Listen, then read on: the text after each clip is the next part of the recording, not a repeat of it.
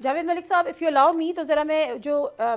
Donald Trump کے جو claims ہیں ریگارڈنگ دا 2 crew members اور جو انہوں نے جو اسٹیٹمنٹ دیا ہے جو تھریٹ کیا ایران کو اس پہ ذرا میں بات کر لوں. جون حسین یہ بتائے گا کہ وہ جو 2 crew members ہیں کیا واقعی امریکہ نے ایسا کوئی ریسکیو آپریشن کیا ہے وہاں پر؟ انہوں نے کہا کہ جو ہمارے 2 طیارے تھے وہ وہاں پہ تھے ان کو بھی ہم نے تباہ کیا, کچھ ایرانی وہاں پہ شہید بھی ہوئے اور ہم اپنے لوگوں کو واپس لے گئے. جی thank you so much for having me miss Nadia. بالکل انہوں نے ریسکیو اٹیمپٹ جو ہے وہ کیا ہے اور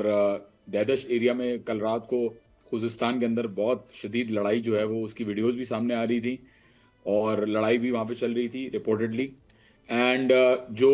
پائلٹس ہیں اب یو ایس کہہ رہا ہے کہ ان کو لے گئے کیونکہ پہاڑی علاقہ ہے, اٹ از پاسبل کہ لے گئے ہوں, پہاڑی علاقہ ہے, ٹرانسپونڈر اس کا آن رہتا ہے اور کوسٹل ایریا کے پاس ہے خوزستان, 150 کلومیٹرز کے بیچ جو ہے اس کے اندر انکرجن تھی, تو ایسا پاسبل ہے کہ اس کو لے گئے ہوں. بہرحال جو ان کے جو جہاز انہوں نے کہا ہے کہ انہوں نے خود تباہ کیے ہیں, اس کی طرف سے مجھے یہ سننے میں آیا ہے کہ ایران نے یہ جہاز جو ہے وہ تباہ کیے ہیں rather than the United States. اور ہرمس 900 بھی MQ-9 اور یہ دوسری جو ایئر کرافٹ یا جو بھی ایئر سارٹیز تھی ان کو بھی جو ہے وہ نشانہ بنایا گیا ایران کی طرف سے اور ان کو تباہ کیا گیا. تو ابھی بھی کوئی آفیشیل اسٹیٹمنٹ آنا باقی ہے ان ٹرمز آف ویدر اور ناٹ دا پائلٹ ہیز مطلب جو ایران قبول کرے کہ پائلٹ چلا گیا, تو یہ اس کے اوپر کوئی بیان نہیں ہاں, آیا. دو انہوں نے crew members بتائیں, ایک پائلٹ اور ایک دوسرا.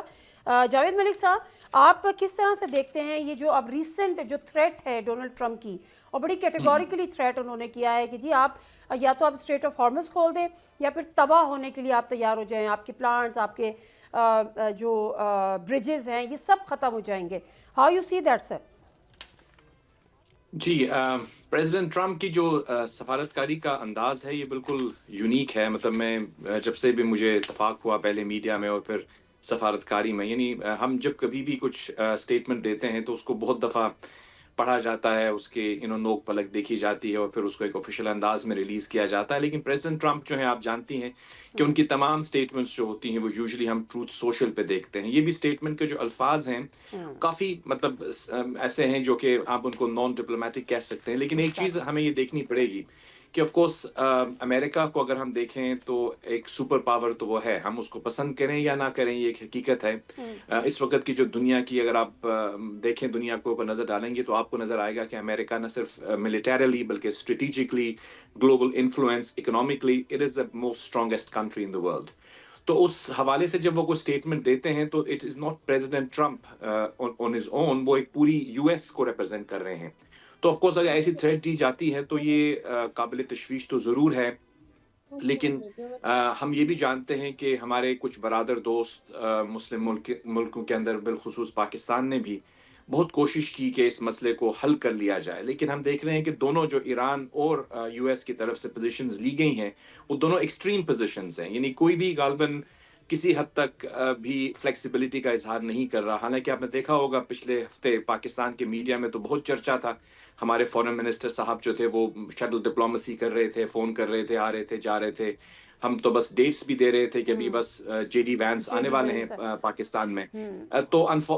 کوششیں کی گئیں لیکن اس کے نتیجے میں ہمیں جو انفارمیشن میں نے کچھ اپنے دوستوں سے جو کہ میڈیا میں ہیں واشنگٹن کے اندر بھی اور باقی ممالک میں بھی, تو انہوں نے یہی بتایا کہ دونوں سائڈس میں فلیکسیبلٹی کا اظہار نہیں کیا جا رہا, جو کہ ایک تشویشناک چیز ہے. میں سمجھتا ہوں کہ جنگ کسی بھی اچھا لیکن ایک چیز اور بھی تو ہے نا جاوید ملک صاحب کہ ایران تو ریٹیلیٹ کیا ہے نا, ایران تو ڈیفینسو اس پر ہے, اینڈ پر ہے. جو اٹیکس انہوں نے کیا, ایران کہتا ہے کہ ہمیں جنگ بندی پہ تو ہم تیار ہیں لیکن وہ کوئی مختصر سیز فائر نہیں ہو سکتا, وہ مکمل جنگ بندی ہوگی اور پھر ان کی شرائط پر ہوگی.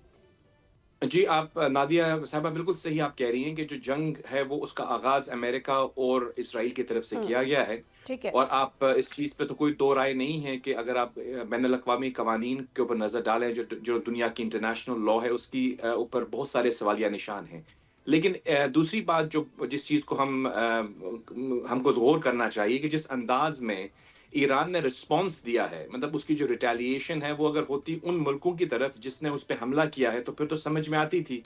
لیکن انہوں نے جو اپنے مسلم ممالک کو اہداف بنا دیا, یعنی گلف ممالک کے اندر सिविलियन इंफ्रास्ट्रक्चर पे हमले शुरू कर दिए जो किसी भी हद तक किसी भी लिहाज से काबिल कबूल नहीं है। आप एल्यूमिनियम प्लांट्स पर, एयरपोर्ट्स पर, रेजिडेंशियल इलाकों पर ईरान ने चलें जो बिल्कुल हमले ठीक किए है, हैं बिल्कुल गल्फ ठीक है। मैं ममालिक ज़रा जी जी श्योर जॉन अभी ये बताएगा कि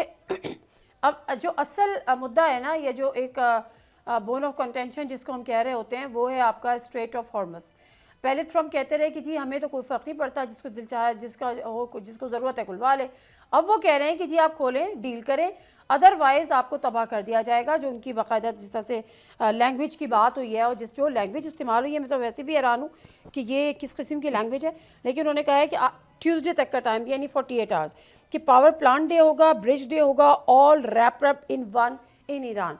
जी तो अब क्या होगा स्ट्रेट ऑफ हॉर्मस के हवाले से, ईरान की क्या सोच है? कोई डील, कोई मुज़ाकरात? बड़े शर्म की बात है और शर्मिंदगी की बात है कि एक सुपर पावर, अलेजिडली एक सुपर पावर जिसकी इतनी माइट है, जो एयरक्राफ्ट कैरियर 2 लेके आ गई और जिसने $1 ट्रिलियन खर्च किए डिफेंस के ऊपर, और जिसने जो है वो जितने जहाज उसकी आर्सेनल में थे, जितनी मिसाइलें थी, सब चला के देख लिया। लेकिन बड़ी शर्मिंदगी की बात है कि स्ट्रेट ऑफ हॉर्मुज़ से 1 मिलीलीटर तेल वो अभी तक लेके नहीं जा पा रहे। तो आई थिंक ये जो यूनिपोलैरिटी है और जो नियो रियलिस्ट और क्लासिकल रियलिस्ट प्रिंसिपल्स जो अप्लाई होते थे यूनाइटेड स्टेट्स की असेसमेंट में, वो हमें नजर आ रहा है कि it is no longer the global power regardless of what ever it is claiming to be. तो अभी नजर यही आ रहा है कि it is not calling the shots, Iran is calling the shots regardless of anything that they are saying, चाहे किसी को अच्छा लगे चाहे किसी को बुरा लगे। दूसरी बात ये कि जो बरादर मुसलमान ममालिक हैं, बुबियान पोर्ट के ऊपर से जब मिसाइलें आती हैं, हिमार मिसाइल्स आती हैं, और जब इजरायली और अमेरिकन जेट्स के तैयारों को यही countries UAE, Kuwait, Bahrain, Saudi Arabia, Qatar, Jordan, ये सारे मुसलमान बरादर ममालिक जब जहाज़ों को तेल पिलाते हैं यहाँ पे अटैक करने के लिए सिविलियन इंफ्रास्ट्रक्चर्स में, और जो मिसाइलें इसराइल की तरफ 12 दिन की जंग में जा रही थी और अभी भी जा रही हैं, उनको रोकने की कोशिश करते हैं। और ना सिर्फ ये बल्कि रास अल खैमा के पास से जो हिमार मिसाइल्स जाती हैं या जो यूएस सोल्जर्स को अड्डे दिए जाते हैं रहने के लिए, तो आई थिंक ये आर्ग्यूमेंट अब दाना कि मुसलमान बरादर ममालिक इस्लाम के लिए कुछ कर रहे हैं या ईरान के ऊपर, ईरान गलत कर रहा है उनके ऊपर, उन एसिड्स के ऊपर अटैक करने में, ये आई थिंक एक गलत आर्गुमेंट है। Objectively if you look at it, if you take Kantian principles of inductive and deductive logic, if you look at it from N A प्रायोरी perspective or an a posteriori perspective, we see that since the premise is the fact that these countries are allowing the United States to sit, और वो उसको भेज नहीं रहे और वो help कर रहे हैं यूनाइटेड स्टेट्स की, ट्रम्प भी कबूल कर चुका है कि ये 5 ममालिक जो है वो हेल्प कर रहे हैं। तो I think the conclusion therefore from these premises follows that it is logically valid and sound to see that Iran has legitimate targets. अभी भी जो रिफाइनरीज हैं उनको आप देखें, पहली रिफाइनरी एक्सॉन मोबिल और शेवरॉन की हबशान के अंदर, यूएई के अंदर। दूसरा यूएस की जो पेट्रोकेमिकल फैसिलिटी है अल रुएस के अंदर, यूएई के अंदर, उसको टारगेट किया। Drone attack Sitara petrochemical facility Bahrain, again this provides all of these मुझे मैं ब्रेक ले लेती हूँ जॉन, मैं मुझे एक ब्रेक लेने दी, मैं ब्रेक से वापस आती हूँ। तो व्हाट इज़ द सोल्यूशन? अब जो फोर्स का एक थ्रेट है, एक अल्टीमेटम है, उस पर ईरान का रिएक्शन क्या होगा, या ईरान के अलावा वो ममालिक जो सालसी की कोशिशें कर रहे थे वो डेफिनेटली मज़ीद चाहेंगे कि 48 आवर्स से पहले इस अल्टीमेटम से पहले कोई ना कोई वे आउट निकले इन पॉजिटिव वे। सब्सक्राइब करें और बेल दबाएं ताकि कोई खबर रह न जाए।